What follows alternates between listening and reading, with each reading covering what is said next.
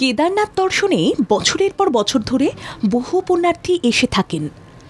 রুদ্রদেব শিবের দর্শন পাওয়া মানে এই জন্মে মোক্ষ লাভ করার সমান। কেদারনাথ মন্দিরের একদম গা ঘেঁষে পাহাড়ি নদী গঙ্গা নেমে এসেছে। এই চিত্র চোখ ধাঁধিয়ে যাওয়ার মতো দৃশ্য। তবে এখন আপনাকে কেদারনাথ নিয়ে যাব না, নিয়ে যাব দার্জিলিংয়ের এক ছোট্ট কেদারনাথে, যা দার্জিলিংয়ের বিজনবাড়ি ব্লকের মধ্যে পড়ে। নাম জামুনি। চারিদিকে সবুজ পাহাড় আর মাঝখানে সাদা ধবধবে শিবের মূর্তি। এই মূর্তির একদম গা ঘেঁষে চলে যাচ্ছে রঙ্গিত নদী। এই জায়গায় এসে মাটিতে পা পড়লেই যেন মনে করিয়ে দেয় কেদারনাথের কথা। শিব মন্দিরের আরেক পাশে বিশাল বড় একটি লেক। এই লেকের ধার বরাবরও বিকেলের দিকে হাঁটতে বড়ই ভালো লাগে। শিব মন্দির থেকে একটু দূরেই রয়েছে একটি বিশাল বড় ব্রিজ। সেই ব্রিজ দিয়ে কিছুটা গিয়ে ব্রিজ থেকে নিচের দিকে নামার একটি রাস্তা পড়বে।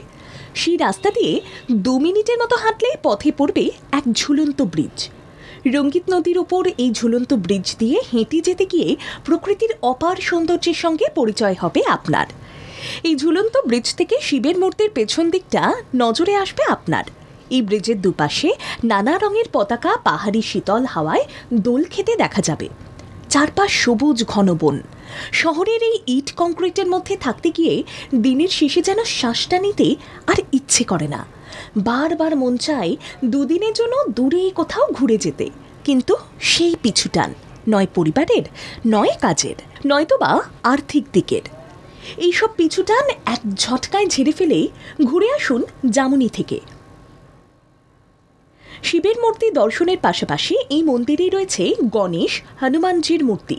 মন্দিরে ঢোকার মুখেই রয়েছে শিবের হাতের প্রধান বাদ্যযন্ত্র ডুগডুগে আকারে একটি গেট। এই গেটের মাথার উপর রয়েছে শিব পার্বতীর একটি মূর্তি। দার্জিলিং থেকে মাত্র 8 ঘন্টা লাগে জামুনি যেতে, তাই দেরি না করে একঘেয়ে জীবন থেকে বিরতি নিয়ে একটু ঘুরে আসুন জামুনি থেকে। ব্যুরো রিপোর্ট, বাংলা জাগো।